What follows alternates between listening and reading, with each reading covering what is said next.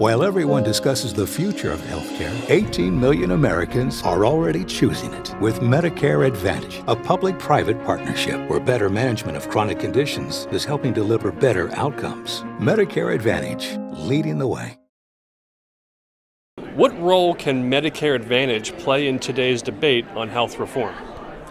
The importance of having that conversation about Medicare Advantage in this conversation about where we go on healthcare coverage is to really recognize what's happening all across this country, but plans, providers, community partners, in really changing healthcare and transforming healthcare to really care more about and drive value as in quality and the kind of care that particularly high-risk, high-cost individuals need. But so many Americans, particularly seniors, are living with chronic conditions and they need ongoing care management. And that's what Medicare Advantage does so well. It's the focus on integrated care management, it's a focus on patient needs.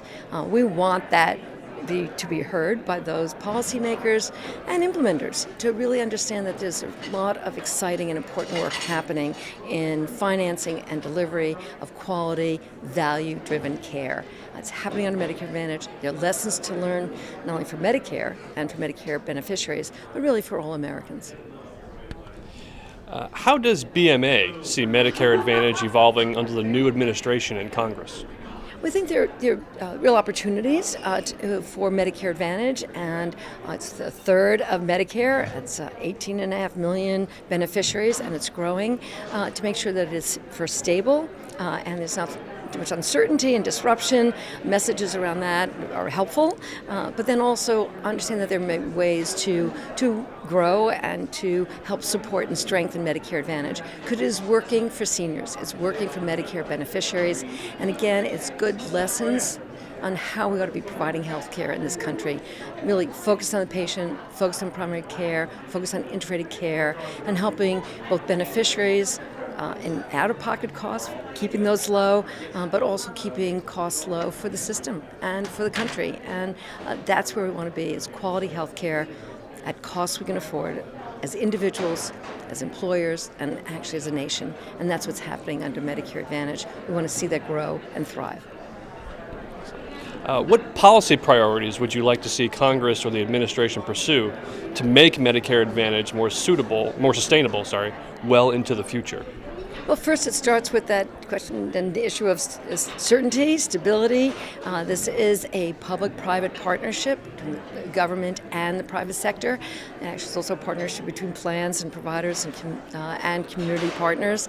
So stability so that you can make the kind of investments in care management, in really an integrated system, in reaching patients where they are, in providing those cost savings for beneficiaries. All of that requires stability first and certainty in the program, knowing that it's so much important part of Medicare now, that's important. But there are some specific ways we will talk to the administration and Congress in how we can make sure that there's some tweaks we would like to see in Medicare Advantage to make sure that it actually is, again, working for beneficiaries, continues to be the innovators in health care financing and delivery of care. What do you believe are the biggest questions in healthcare today? Well, the overarching question in healthcare should be, are we providing quality care and better outcomes for a lower cost for, again, families, for beneficiaries, for the government? And sometimes I think this conversation that's happening about that's going on in the debate misses some of that question. Are we actually getting the best value? Are we actually making sure that people get the care they need at the right cost, and that we're providing care and financing care in a way that incentivizes value in the care you get, quality in the care you get, and lower costs? That should be the question we're asking. It's one of the reasons that we are here today, is to really make sure that in whatever is done by the administration or Congress, that they take lessons learned from Medicare Advantage in providing better value for the beneficiary in terms of cost and quality, and for the government. And finally, what are health fixes Congress or the administration can get done tomorrow? Well, I don't think it's too much they can get done tomorrow. This is a pretty contentious time. Maybe it's always a bit sometimes messy when you really watch all the workings, but it is a highly partisan, tough time to have a debate about something as major as healthcare. But in fact, I think the administration and Congress is determined to make major changes, to repeal the ACA and make major changes, and we look forward to working to again advance what is a very bipartisan part of Medicare. It is broad support by Democrats and Republicans. It's a real opportunity to look at a part of Medicare that is working, again, for beneficiaries, for providers, for the private sector, and does have very strong bipartisan support. So we think there's a real opportunity here to be a part of the debate and in where we need to, and to actually look towards the future of healthcare, not only in Medicare, but for all Americans.